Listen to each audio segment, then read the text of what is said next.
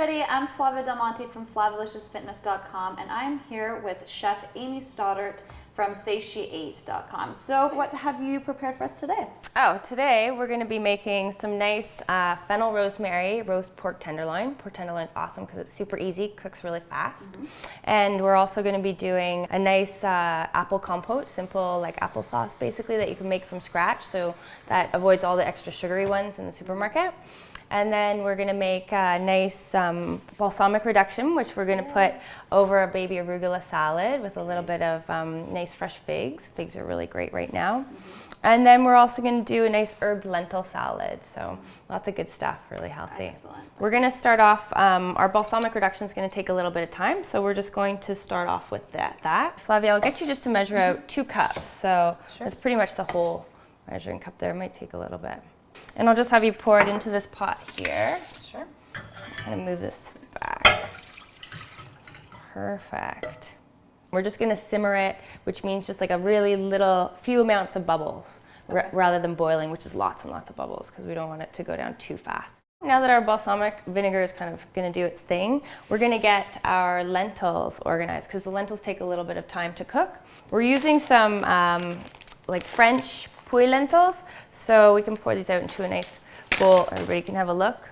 When you cook lentils, you want to cook them in a lot of liquid because they kind of give off a lot of kind of starchiness, but you eliminate that if you cook them in quite a bit of water. And we have about a cup of lentils, so we're going to fill this up to about here with water. Okay. And we're not going to put any salt in the water because we don't, sometimes when you're cooking quinoa or other nice grains, you want to put a little bit of salt in your water just to season it right from the beginning. But with legumes, you don't want to use any salt because it makes them more tough. So we're going to add some butternut squash to our salad, which will be really nice. I just kind of went around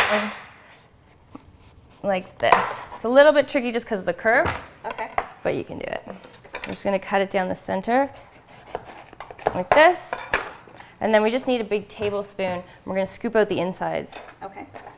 See how there's like a little bit of, this is a thinner end here. So we're just going to flip it upside down again and just kind of cut that off and cut the other one off so that you're left with, let me do one more. You're left with sort of a side like this. We're just going to then dice it up into little cubes. And then because we're roasting again, we're going to use our grapeseed oil. Which we like as opposed to the olive oil, just because it can withstand the higher temperatures. So just a little bit there, and then if you want to add, Flavia, just some salt and pepper. Okay. Yeah, we're just going to spread them out so they're in kind of an even layer and lots of space in between them all. So use the whole baking sheet, because the more space you have between them, the more caramelizing you'll get. And we talk a lot about caramelizing because it adds such nice flavor. So then we'll just pop those into, we'll wait for the oven to beep, and then we'll pop those in. Great. We'll put it on the middle shelf for now, and then we might move it to the top. Looks good. And timer? Timer we'll set for 20 minutes. We'll check it after. Okay, so we have some pork tenderloin that we're working with today. So all we're going to do is grab your pork, and then we're just going to go under the skin like this and just start removing all the white bits. Okay. And you don't have to do too much work. We're just sort of trimming it up there.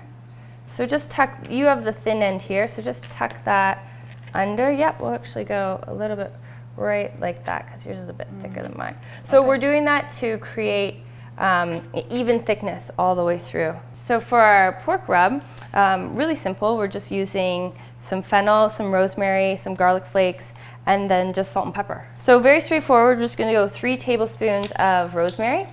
3 tablespoons of rosemary. 3 tablespoons. Yep. Okay. And then 2 teaspoons of fennel. Yeah. It's a flavor that you want it to be subtle, not overpowering. Very nice. And then 1 tablespoon of the garlic flakes. Okay. Yeah, a nice heaping one of garlic. Perfect. For our salt and pepper, we'll use a ½ teaspoon of salt and about a ¼ teaspoon of pepper. Mix that all together. Yeah, and then we're ready to take it over to our spice grinder here. So not too fine. We'll just kind of pulse it. Yeah, you got it. Okay, so then what we're gonna do is make a seasoning tray. You just take a tray, or you can use, if you don't have trays, you can use, actually I'll take some of this back. Dinner plate is fine. And you just wanna kind of spread it out evenly. We're just gonna rub that sort of all around the pork tenderloins, and then on both sides so that you have just a light coating of everything. And now that it has a little bit of coating, the rub will be able to stick to it. So then just give it a nice roll, kind of to gather the rub on all sides. Yep, just like that. Add a little bit more. Every bite. This way? Yep, looks good. And our lentils are looking good. I'll just grab. And how do we know when they're done? We're gonna taste them. So you want to take off this, what we call scum. Very nice name. But you do the same thing when you're making a stock. And it's just the impurities come to the surface. So we can remove them. We have a little ways to go. So we'll let them continue cooking. And what we're going to do is we're going to sear our pork before it goes into the oven. So this is what we know, the way we're cooking pork today is called combination cooking. And that's because we're using two different methods. So we're going to be roasting and we're going to be searing. We'll use our grapeseed oil again. And so we're just going to, just enough kind of to coat the pan here. Start placing one in and we'll listen for the sizzle. And if it's not sizzling, we'll take it out. There, perfect. That's good. And so we'll do about 40 seconds kind of per side.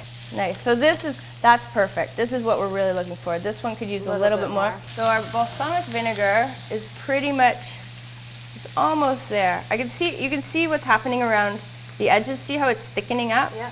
It's really starting. Now it still thickens as it cools.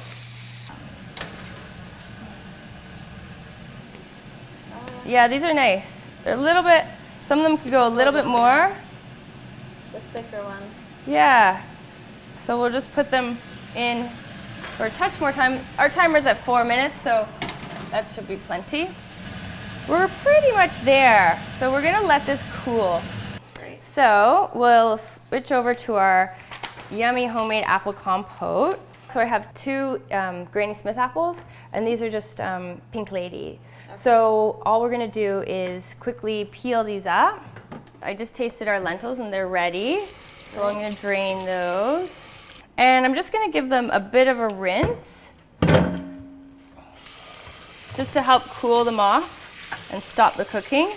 And just get rid of any extra starchiness that might be in there.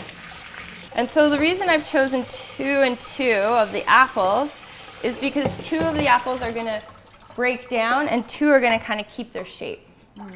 So down, yeah, and you just follow it down. I usually put it flat. You can kind of finish the other one off. And then I'm gonna add mine to the pot here. Okay.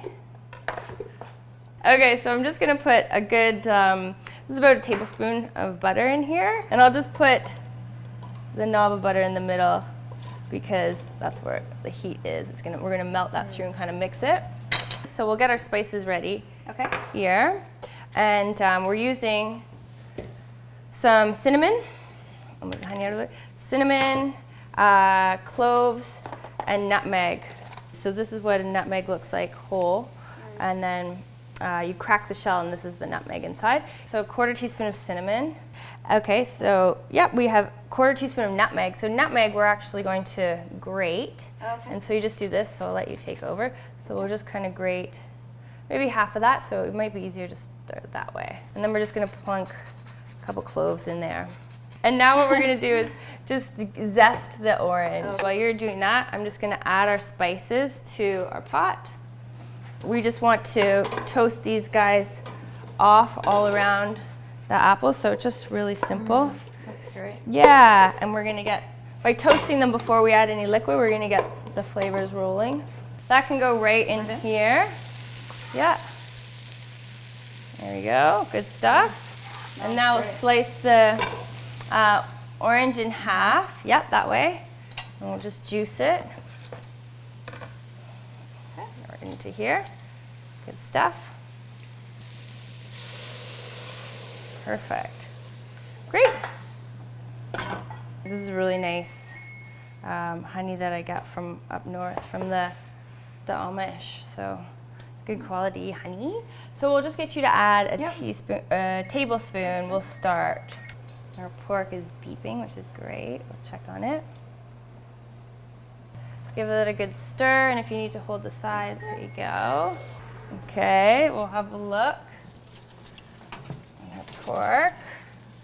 Now it always comes out, because all the juices are bubbling, kind of simmering and everything, so it'll come out feeling a little bit harder than after rests for a bit. So you just want nice and firm. But then the best way to really learn how to do this is to either use a meat thermometer or to just kind of slice into it and have a look. Yeah. So we're just looking in here. It's kind of everything's getting a little bit sticky, and we want a little bit more moisture in there to cook everything through without burning the bottom.